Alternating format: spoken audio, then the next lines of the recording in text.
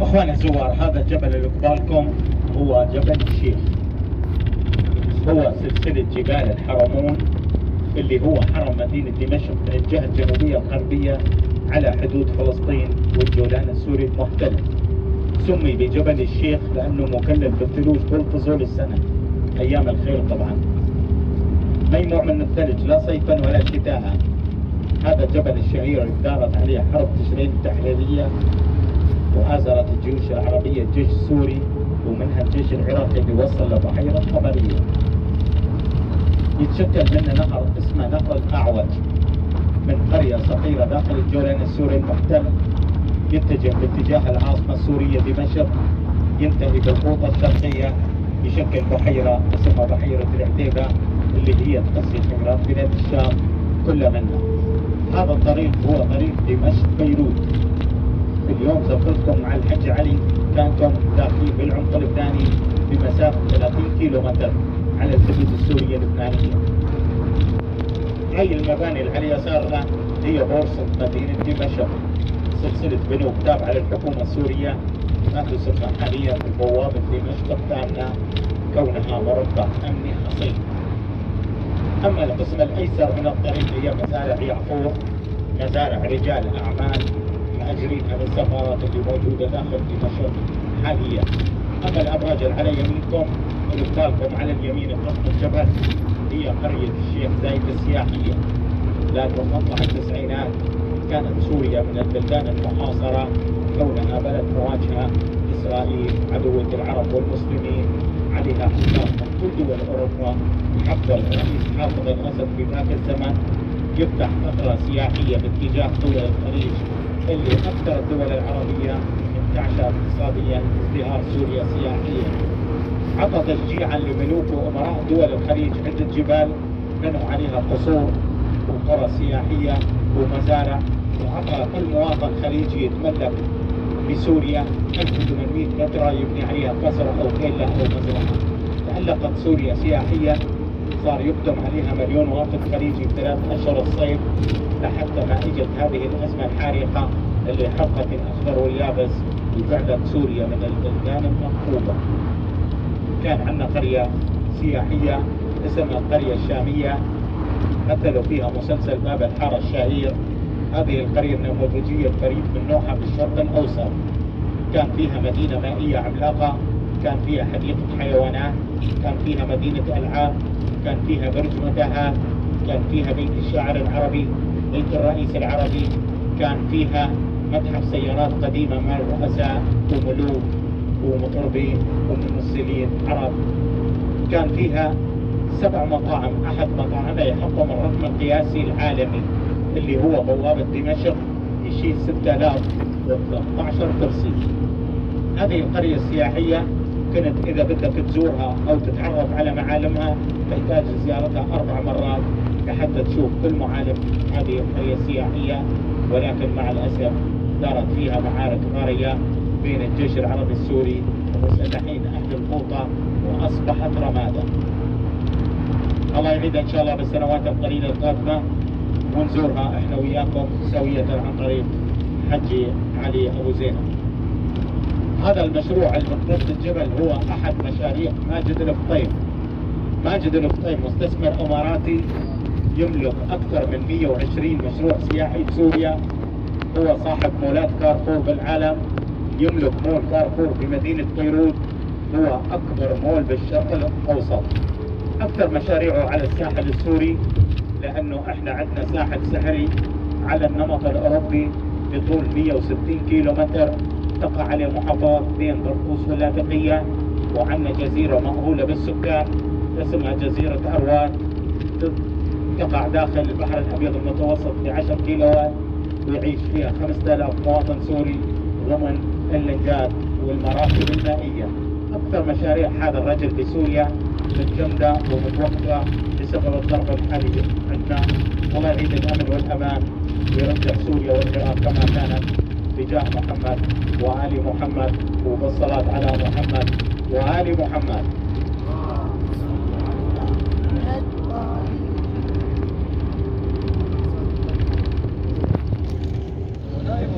اخواني صلوا على محمد وآل محمد.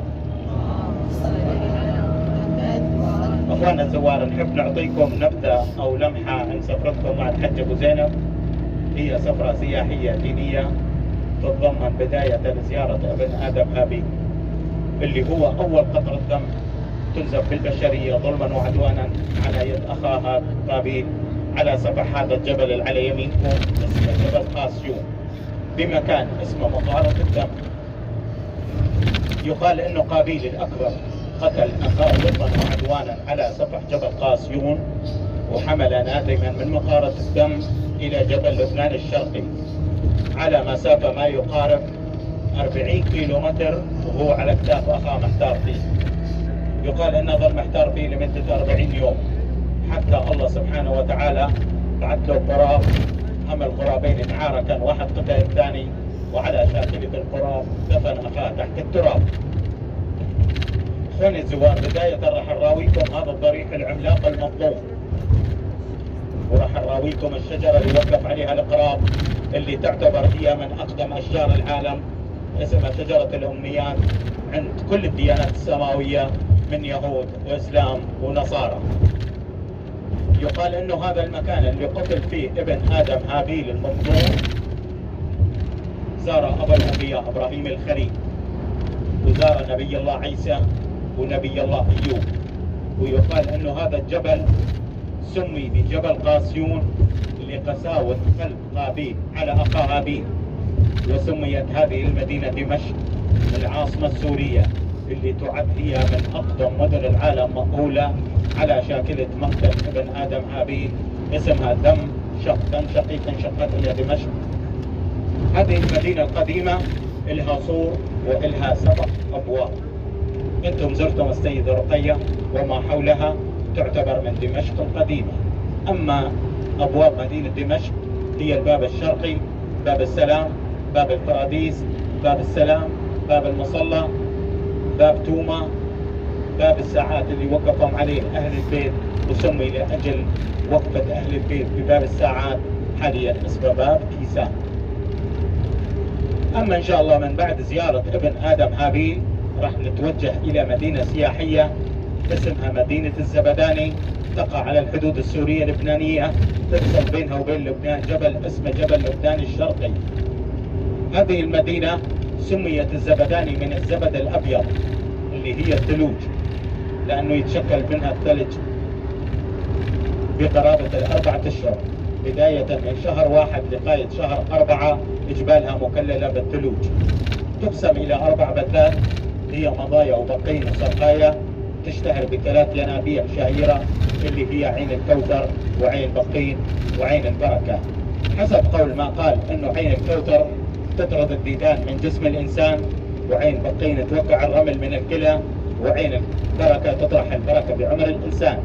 هذه المدينة تشتهر بزراعة التفاح والكرز والجوز واللوز والمشمش والدرات والسفرجل اللي هي خيرات بلاد الشام.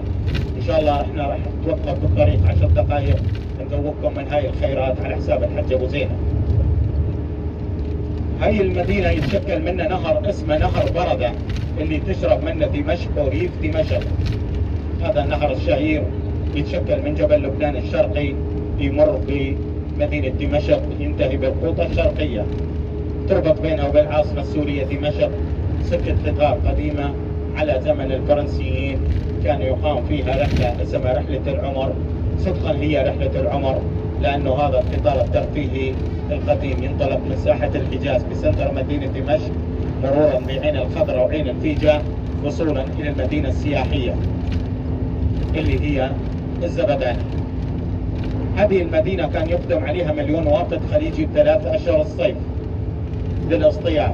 أكثر من 60% من عقارها يملكوه أهل الخليج بموجب قرار من الرئيس الراحل حافظ الأسد لتشجيع السياحة بسوريا.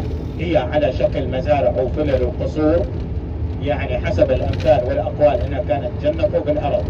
فيها 5 فنادق 5 نجوم، ولكن هذه المدينة تعرضت للحرب لمدة 8 سنوات، وظلت بإيد المسلحين الخارجين عن سيطرة الدولة لمدة 8 سنوات، وأصبحت من المدن المنكوبة حسب إحصائية الحكومة السورية. الله يعيدها إن شاء الله كما كانت نعيد أهلها إليها إن شاء الله بقدوم إخواننا العراقيين زوار العقيلة زينب، ونختمها بالصلاة على محمد وآل محمد شريطة أن تكون بأعلى أصواتكم. أخواننا الزوار إن شاء الله أي مكان يستاهل الشرح أو التفصيل ما نقصر معاكم. حياكم الله ببلدكم سوريا، بلدكم الثاني إن شاء الله.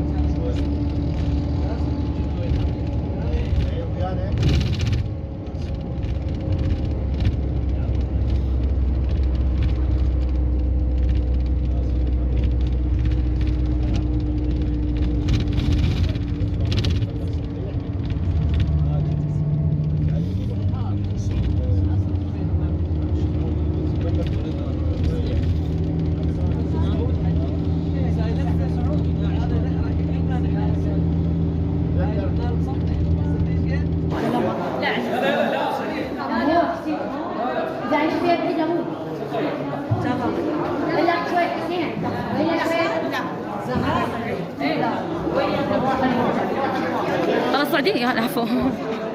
عندي شغلات تبغوني؟ ايه.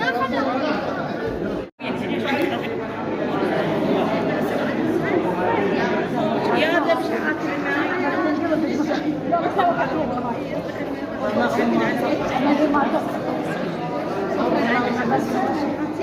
فهمت.